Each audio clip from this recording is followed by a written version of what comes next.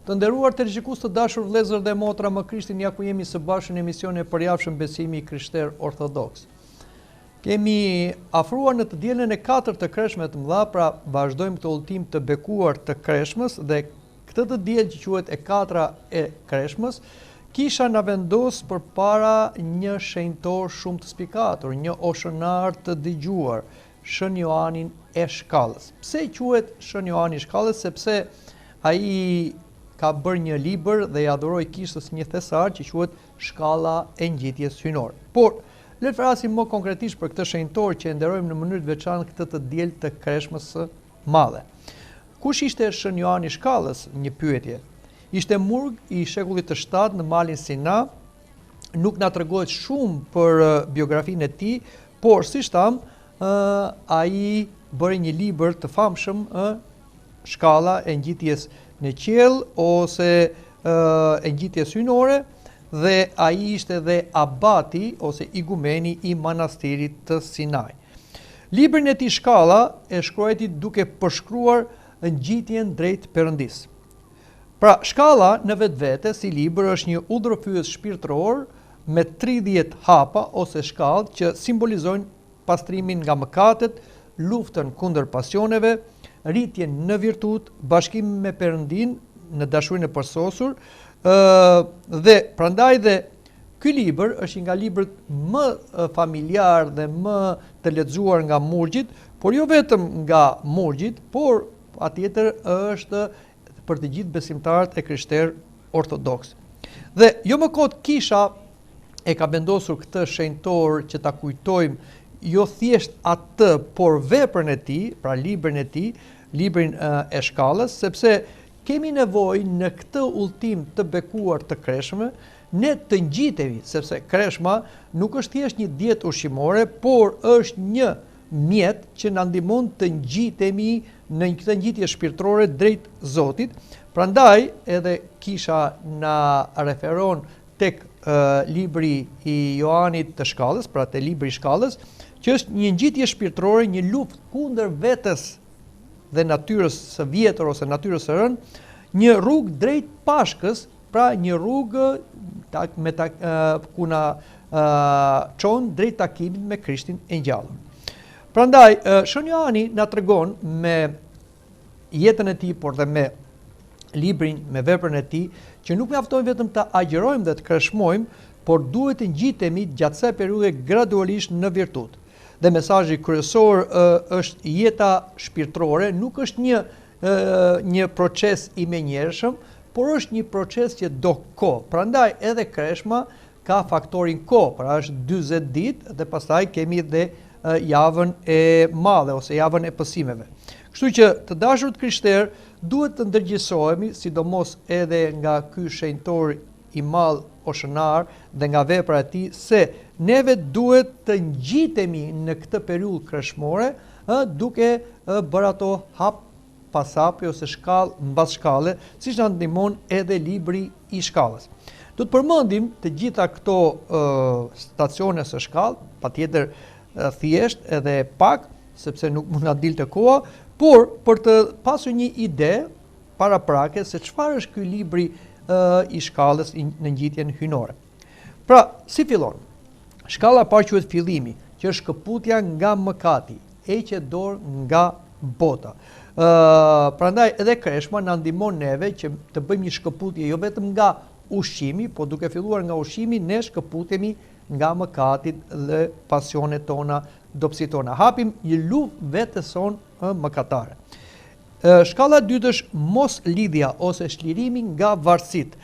Do me thënë mos kapimi nga gjërat toksore. Prandaj gjatë periudhës së Kreshmës ne heqim dorë jo vetëm nga disa ushqime me bazë shtatëzore dhe në produkte që në vetvete nuk janë të këqija, por ku shikojmë një dobësi, një vesë, e shkëputim. Për shembull, dikush mund të jetë një duan pirës. Gjatë periudhës së Kreshmës duhet të heqë dorë nga duani, ose dikush ka qef alkoolin, duhet të heqë dorë kategorikisht nga alkooli, ose dikush ka qef një dobësi tjetër, për shembull rri shumë në internet, duhet të minimizoj, pra duhet të abstenoj, duhet të kreshmoj dhe nga interneti, sepse kjo sot është një problem shumë i madh, e gjëra të tjera të cilat ne i kemi pasione, kemi dëshira që në vetvete ndoshta nuk janë dhe të këqija, por është mirë që ti kontrollojmë ne ato pasione ose dëshira dhe jo të na kontrollojnë ne.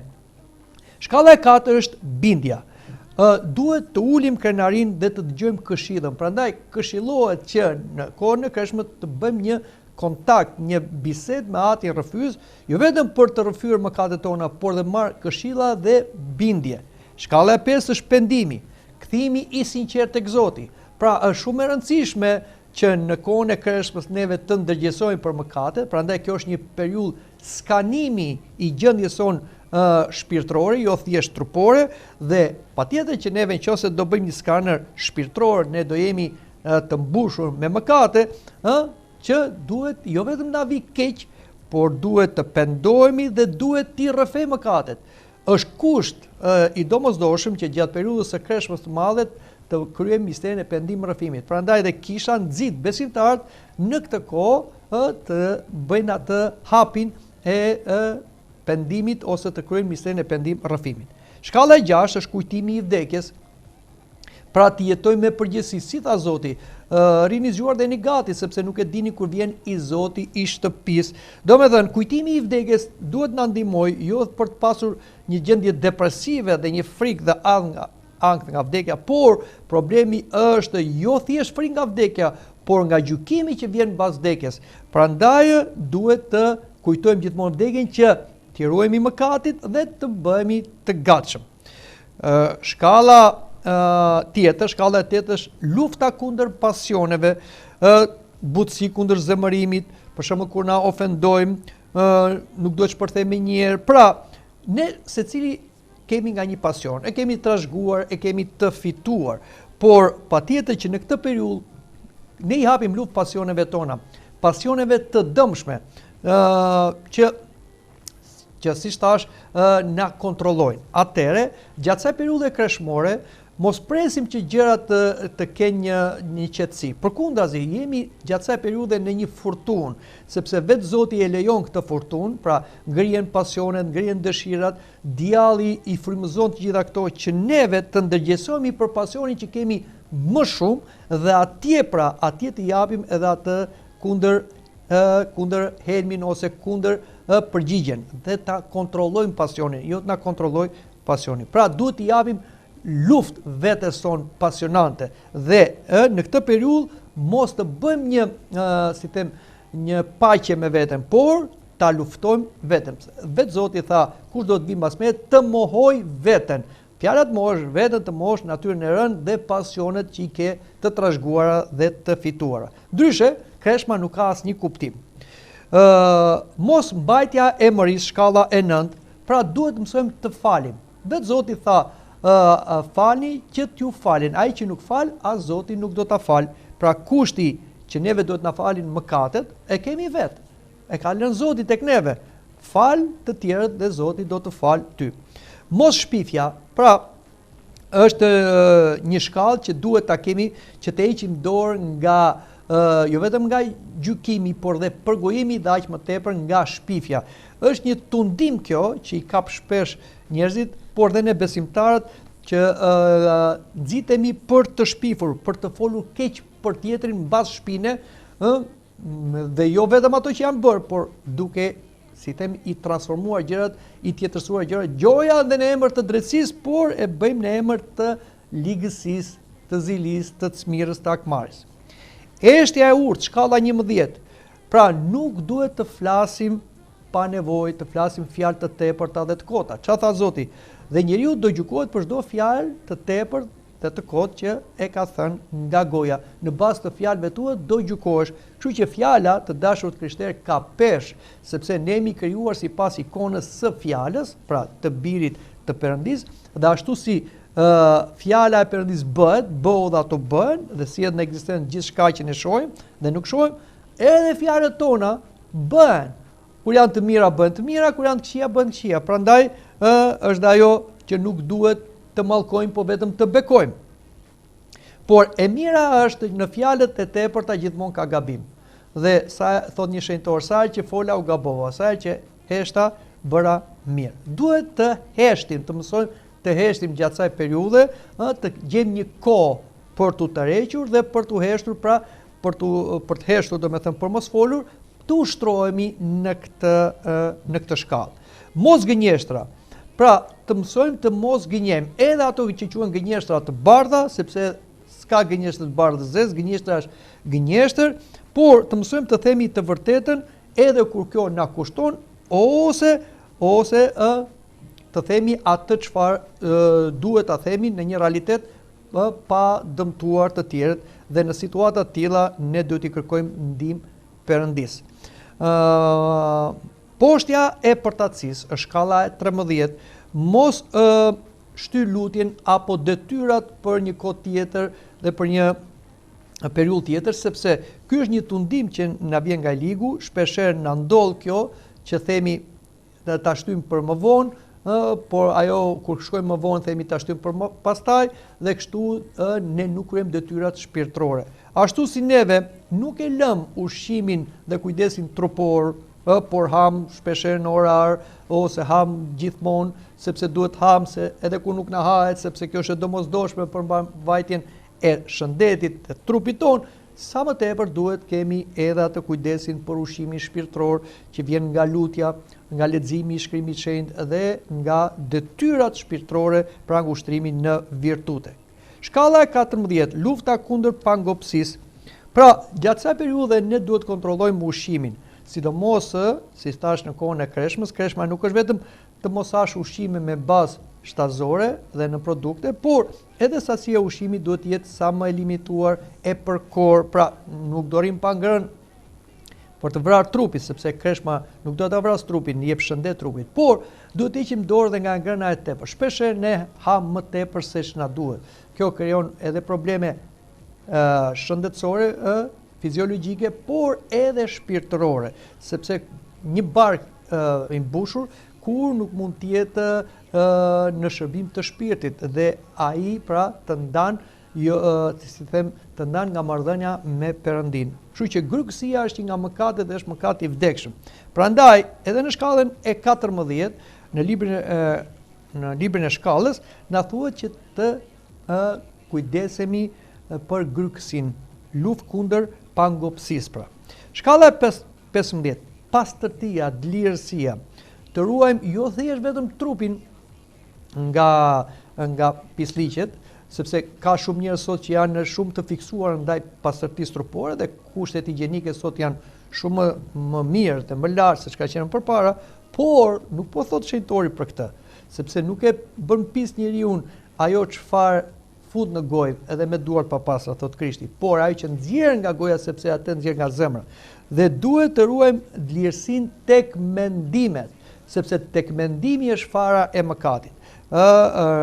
Ose ruajtja e shqisave, syve, veshve që marrim informacione, dhe kjo e përjetojmë dhe e çojmë me anë të trurit në mendje, me anë të mendjes në zemër, me anë të zemrës në dëshirë, pastaj shkon në veprim. Kështu që duhet të jemi të lirë në mendime. Shkalla 16, mos lakmia për para. Zoti tha nuk mund t'i shërbeni dy zotrive, edhe Zotit dhe mamonait, njërin do ta doni, tjetrin do jeni hipokrit. Pra, duhet kemi kujdes sepse paraja ka fuqinë të bëhet një zot, është mamona, zoti ose them demoni i paras, që njerëzit i kontrollon. Dhe çfarë thot apostull Pavli, lakmia për para është burimi i gjithë qiellave, që shumë njerëz që lakmuan për para, ata humbën dhe besimin dhe i krijuan vetes shumë të këqija, si shpirtërore edhe fizike dhe materiale. Dhe mos u çuditni për këtë, se Juda ishte një ndër 12 apostujë në rrethin më të ngushtë të nxënësve të Zotit, bashkë me Zotin, dhe nga lakmia përpara ai mohoi Krishtin. Prandaj mos mendojmë se jemi imun, me që jemi në një ambient shpirtëror, jemi brenda misterëve të kishës, etj, dhe neve nuk na kap lakmia përpara. Jo, kujtoni gjithmonë Judën. Prandaj duhet bëjmë luftë me lakmin përpara. Do me thënë të mos jepimi gjithë energjitë tona tek paraja, por ta përdorim paran dhe jo të na përdori paraja. Shkalla 17, varfëria shpirtërore, të mësosh të jetosh thjesht. Pra, të mësojmë të jetojmë pa teprime, të jemi të lirë nga gjërat materiale dhe të tepërta. Shumë herë njerëzit futen në një gjendje vështirësi ekonomike, por dhe një lodhje mendore dhe depresive, sepse i lodh gjërat e tepërta dhe mania për pasur sa më shumë, për ndjekur modën si në teknologji ose në rroba ose diçka tjetër në rati. Prandaj, një nga mënyrat për të qenë të lirë është jetojmë thjesht me gjërat e domosdoshme. Shkalla e 18, pastrimi i brendshëm. Pastrimi i brendshëm do të thotë që neve të kemi ndjeshmëri për gjërat shpirtërore dhe mos jemi zëmërgur, mos bëhemi indiferent ndaj të keqes. Pra, vërtet neve nuk do t'i vëmë rëndësi të keqes për ta hetuar të keqen, për ta mësuar të keqen. Por nëse e keqja na lufton, si nga jashtë dhe nga brenda, ne nuk mund të jemi, si them, indiferent, të pandjeshëm, dhe themi që kjo e keqe nuk na bën. Përkundrazi, ne duhet luftojmë që këtë e keqe ta largojmë. Si thot Apostulli Pavli, kundërshtojeni veprat e errësirës, pra ti kundërshtojmë si ndaj vetes, por dhe kur i shikojmë ato jashtë nesh, pra me dëshirën jo për të stigmatizuar ose dënuar njeriu mëkatar, por për të larguar të keqen nga mëkatari, ashtu si bën dhe mjeku për larguar sëmundjen nga i smuri. Shkalla 19 është zgjimi shpirtëror. Duhet kemi kujdes me mendimet që mos jetojmë në një gjumë shpirtëror. Një nga problemet mëdha që kemi nga ana shpirtërore është letargjia shpirtërore. Pra, ashtu si dikush fle më tepër se ç'duhet dhe dëmton edhe shëndetin e vet, trurin e vet, por dhe trupin e vet, dhe është në gjendje gjumi, kështu edhe kemi dhe atë gjumin shpirtëror, letargjin shpirtërore. Ndonjëherë na krijohet një mendim se ne jemi në rregull, mjafton kjo që kemi dhe rrim në atë letargjin shpirtëror. Kjo është një nga gjërat më të rrezikshme, sepse njeriu është një qenie dinamike, jo vetëm në fizikun e vet, pra ai lëviz dhe si them ka një lindje, ka dhe një vdekje brenda lëvizjes, por dhe shpirti lëviz. Asnjëherë shpirti njerëzor nuk mund të qëndrojë në një vendje statike. Ose ngrihemi drejt Zotit me virtut, ose biem poshtë me përtatësi dhe mëkate. Pra, kemi kujdes. Shkalla 20, vigjilenca. Të ruhemi nga tundimet e papritura. Djalli është si një luan i tërbuar, thot Apostulli Petro në letrën e tij, që vjen rreth nesh dhe për të gllaburuar çdo njeri që ndahet nga kopeja. Djalli është, si them, i pagjumë, si them, ai e ka gjithmonë vëmendjen tek njerëzit, sidomos tek krishterët, dhe pret çdo mundësi që ne i japim. Prandaj duhet të jemi shumë vigjilent, sepse të vjen atje ku nuk e pret. Është një shprehje që uji flet dhe hasmi s'flet, dhe nuk ka hasëm më të madh, nuk ka armik më të madh se djalli dhe demonët. Dhe ata fatkeqësisht janë dhe shumë, janë si ato mizat rreth e qark që nuk lën moment pa të sulur dhe pa të pickuar. Prandaj duhet të jemi vigjilent, të mbajmë hapur sytë dhe gjithë shisat, po flasim dhe shisat shpirtërore, për të parë nga na vjen më tundimi, dhe atje duhet me njëherë të pozicionohemi, ashtu si dikush, një ushtar shikon që një armik po godet nga një krah dhe ai pozicionohet dhe ushtria po ashtu, kështu do të bëjmë dhe neve, pozicionohemi dhe të kërkojmë ndihmën e Zotit, ndjej ku shikojmë na vjen e keqja, pra kjo është vigjilenca shpirtërore. Shkalla 21, mos kemi frikë, kemi frikë nga atë frikën e keqe të smur. Shpeshherë djallin e na kap në frikra për shëndetin, frikra për gjërat sociale, për ekonominë, por frika edhe për si them, për shpëtimin. Patjetër, neve duhet ta kundërshtojmë frikën e keqe. Frika e keqe kundërshtohet me frikën e mirë. Çdo më thënë, kemi frikë Perëndin. Si thot edhe Zoti, mos keni frikë nga ata që vrasin trupin, sa asgjë, po keni frikë nga ai që edhe ka fuqi edhe trupin dhe shpirtin na çojnë në ferr ose në xhene. Nga kush duhet kemi? Frikë nga mëkati. Mëkati është një gjë e keqe shumë e madhe, por duhet kemi frikë nga Perëndia. Perëndia është ai që menaxhon jetën tonë dhe pa lejen e Perëndis asgjë nuk ndodh. Prandaj duhet kemi kujdes nga frikrat e këqija. Tjetër, shkalla 22, lufta kundër krenarisë. Ky është një problem shumë serioz, sepse edhe gjatë kohës së kreshmes ne na vinë mendime sikur duke kreshmuar tashmë ne u bëm më të mirë jo për veten tonë, por dhe për të tjerët, sepse shikojmë për shembull që njerëzit edhe brenda ambientit fetar nuk mbajnë kreshëm dhe të vjen një mendim, ja, ata nuk mbajnë kreshëm, ti mban kreshëm. Ata nuk luten ti lutesh. Ata shkojnë bën mëkat, ti bën si them vepra bamirësie e tjera e tjera. Dhe atëherë të lind një mendim krenar, të duket vetja se je tashmë dikush je i shenjtëruar, madje pret dhe kurora nga Perëndia. Por kjo është një gjë shumë e rrezikshme, sepse çdo vepra jon përpara Zotit është një paçavure. Çdo gjë që ne bëjmë, nuk është e përsosur. Aty na thuhet në shkrimin e shenjtë se Zoti gjen mëkate ose gjen gabime, më mirë themi, dhe tek ëngjëjt. Dhe ëngjëjt që janë, si them, qenie të pagabueshme, se kanë shpirtin e shenjtë, prapë ato nuk janë të përsosura në sytë e Perëndis. Sa më tepër ne njerëzit jemi në këtë botë të kontaminuar me mëkat, e kemi mëkatin fatkeqësisht në qenien tonë, pra e kemi trashëguar, e kemi të fituar, por dhe kur pagëzohemi dhe pastrojmë nga mëkatet, prap mëkati si një lloj virusi na sulmon dhe na infekton, si mund të bëhemi ne krenar? Si mund të themi ne që neve tani u përsosëm, ne jemi të shenjtë? Prandaj nuk të bën kreshma të shenjtë. Kreshma është një mjet që të çon në pendes, pra të konstatosh mëkatin dhe të pendohesh dhe të rrëfehesh dhe të përulesh. Ndryshe, si? Nëse ne kreshmojmë dhe krenohemi, jemi si kreshma e fariseut, i cili kreshmonte 2 herë në javë, ndryshe nga i tagrambletësi që nuk kreshmonte asnjëherë, por mburrej. Po çfarë tha Zoti?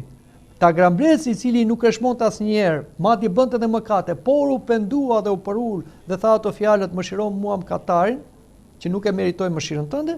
Zoti tha, ky shkoi i pajtuar. Kurse fariseu, dhe pse agjeronte dhe pse bënte gjithë ato të mira, nuk shkoi i pajtuar me Perëndin, se u krenua. Kush krenohet do të porulet, kush porulet do të krenohet. Kujdes nga mendimi i krenarisë. Mposhteni atë. Shkalla 23. Poshtja e mendimeve blasfemuese. Kur neve na vinë mendime blasfemuese, mendimet blasfemuese nuk janë për nesh. Janë për djallit si një rrugaç i cili di vetëm të shaj. Por ai është një qenie aq e korruptuar, aq e larguar nga Zoti, e urren Zotin pas një shkak, por edhe pa kthim, dhe e shan Zotin. Zoti nuk preket nga sharjet e djallit, sepse është aq lart se nuk mund të preket nga sharjet e djallit. As edhe nga sharjet e njerëzve. Por djalli kërkon na turturojë ne me mendime blasfemuese. Atëre, këto mendime blasfemuese që janë lufta e mendimeve, si duhet i përballojmë?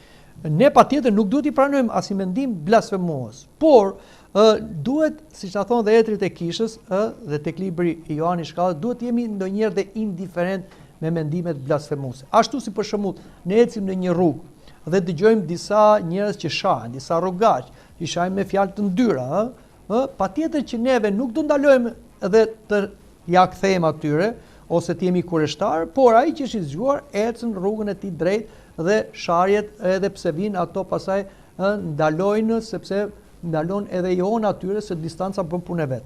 Njëjtin gjë bëjmë edhe kur djalli na nxit me mendime blasfemuese. Le të kërkojmë ndihmë Perëndis, Zot, Krisht, zonja ju lince, shenjtor, ma largoni këtë mendim blasfemues, ëngjëll i emërojtar, dhe le ta si them, ta dënojmë me injorim. Atëherë mendimi blasfemues do të largohet. Shkalla 24, butësia, thjeshtësia dhe pafajësia. Pra të mësojmë të jemi të butë. Të mësojmë, si them, mos i kthehemi të keqes me të keqe. Dhe të jemi të përullur. Të kemi një zemër pa dinakri, pa hile, që shpeshherë ajo na tradhton. Shkalla 25, përullësia. Pra, përullësia do thotë të pranosh ashtu siç je përpara Zotit dhe përpara të tjerëve. Shpeshherë ne krijojmë një ide të gabuar për veten tonë. Pra, ne krijojmë një gjë që nuk është e vërtetë, pra një gjë virtuale.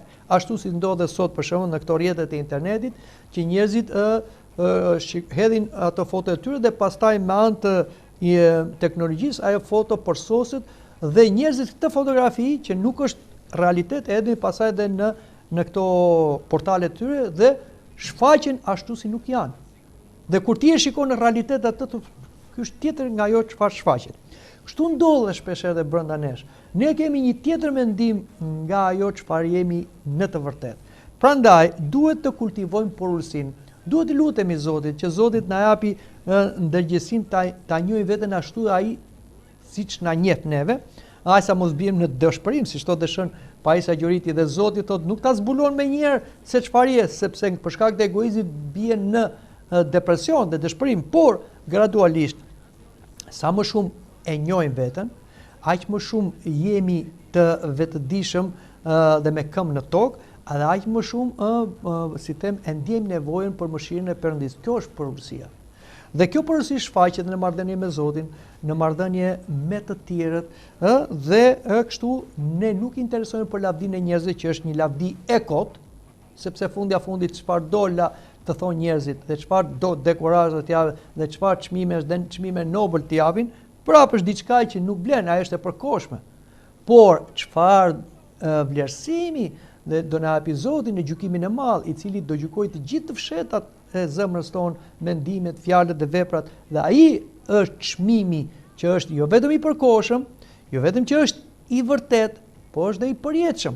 Prandaj duhet të kemi një mendje të porulur.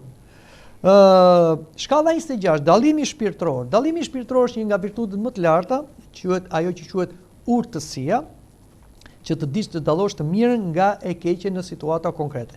Kjo nuk bëhet me zgjuarsi. Pra, ndrysh është zgjuarsia, ndrysh është urtësia, sepse ndonjëherë njerëzit e ngatrojnë këtë. Por ka njerëz të zgjuar, por nuk janë të urtë.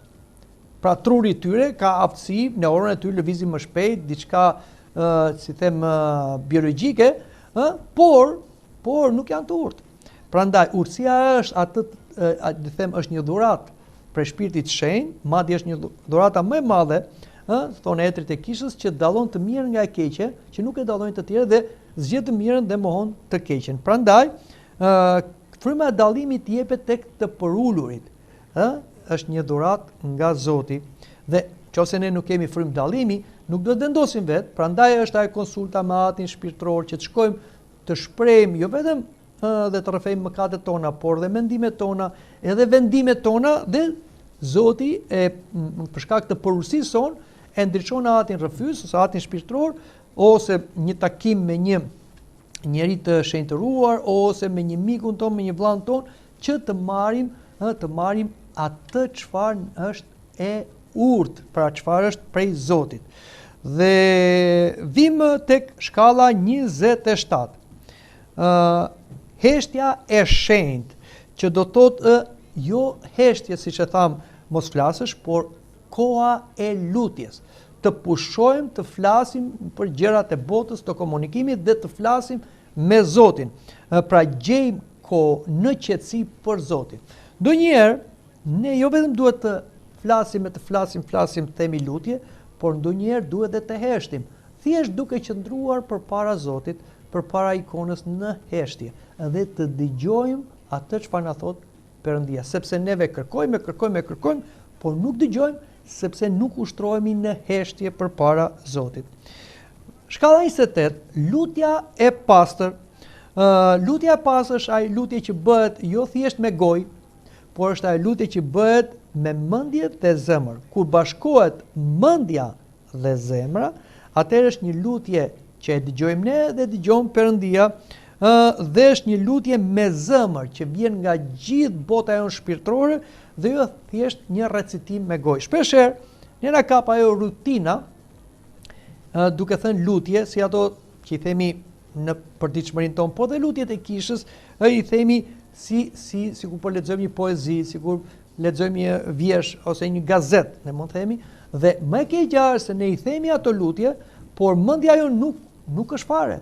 Pra, si them, nuk e dëgjojmë ne atë që themi, po kur nuk e dëgjojmë neve atë që themi në lutje, si do ta dëgjoj Perëndia? Prandaj duhet të ketë një lutje që bashkohet mendja dhe zemra, ta dëgjojmë ne, të kalojmë nga ne lutje, pastaj të ngjitet tek Zoti. Dhe shkalla 29 është moslidhja e përsosur ose si them liria e plot shpirtërore. Që do me thënë, të shkëputemi nga gjërat që janë të panevojshme, gjërat e botës, të tepërtat, dhe të kemi një liri shpirtërore, të jemi të lirë. Shpeshherë njerëzit, flasim për besimtarët, nuk flasim për tjerët, që janë skllavëruar nga materia, nga konsumi, nga mëkat e pasione, po flasim për ne besimtarët, dhe kjo libri i shkallës është për besimtarët, nuk është për ata që nuk besojnë, për tjerë thonë që janë këto gjëra, çfarë këto dokra që po na thoni, por shpeshherë dhe besimtarën e kapin gjërat e tepërta ose lidhjet e panevojshme me botën fizike, marrëdhënie shoqërore ose me botën materiale. Pra ne duhet të mësohemi si shtam që të jetojmë thjesht dhe të fitojmë atë lirinë shpirtërore dhe nga problematikat shoqërore dhe që janë të shumta. Duhet të mësojmë të jemi të lirë. Zoti na ka dhënë liri. Pra, na mjafton Zoti. Në çdo situatë që mund të jetë edhe një situatë shumë e vështirë, që e pa menaxhueshme, e pa kapërcyeshme, ne duhet të robërohemi nga ankthi, nga frika, biem në depresion, por themi, më mjafton Zoti. Në momentin që themi më mjafton Zoti dhe besojmë këtë, fitojmë liri. Sepse kur Zoti është me ne, atëherë kush do jetë kundër nesh? Kur Zoti është me mua, unë i kam të gjitha. Zoti është gjithçka. Dhe patjetër kur Zoti është gjithçka, më mjafton Zoti dhe kjo të jep liri.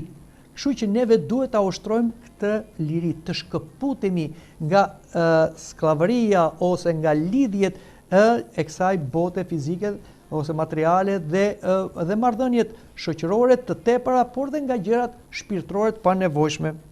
Dhe shkalla e fundit është dashuria. Zoti jo se ka dashuri, Zoti është dashuri.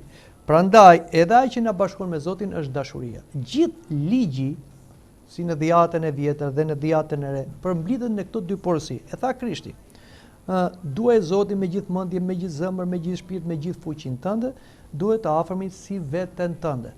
Pra, në qoftë se ne kemi dashuri, ne jemi të bashkuar me Zotin. Dhe këtu pra konsistojmë.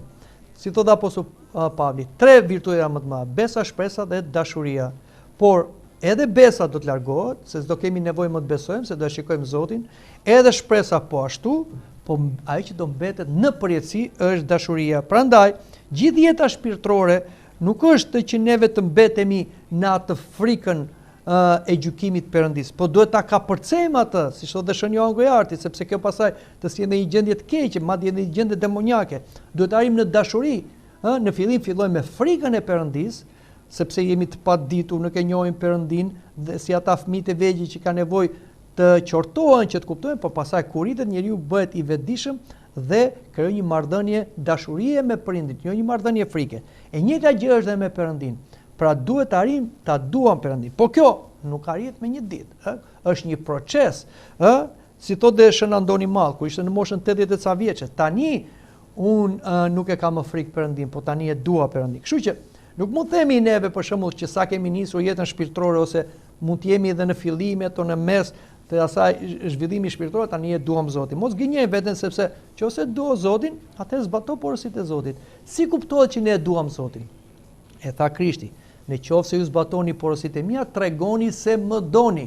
Pra, kur ne shikojmë jetën tonë që çedojmë tek porositë e Perëndis, kjo tregon se nuk kemi dashuri. Prandaj mos gënjejmë dhe veten dhe mos bëjmë deklarata të tilla që unë dua Zotin e tjera. Por të përpiqemi që të dëshirojmë të shkojmë te dashuria, po duke kaluar të gjitha ato shkalla. Shkalla e 30, sipas librit të shkallës, është dashuria. Pra mendoni një ngjitje që bën murgu në jetën shpirtërore për të arritur dhe tek dashuria.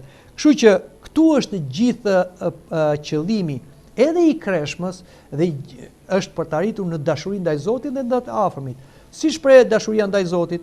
Dashuria ndaj Zotit shprehet duke adhuruar Zotin, duke dëgjuar fjalën e Zotit, duke u bërë porositë e Zotit, duke marrë pjesë në jetën mistike të kishës që na bashkon me Zotin. Si shprehet dashuria ndaj të afërmit? Duke, si themun, duke i qëndruar afër, duke përdallyer, duke ndihmuar, duke falur gabimet e tij. Pra, të gjitha këto janë ato shprehjet e dashurisë. Dhe për këtë na ndihmon kreshma ose kjo periudha kreshmore që është në kishën tonë një periudhat më të bekuara.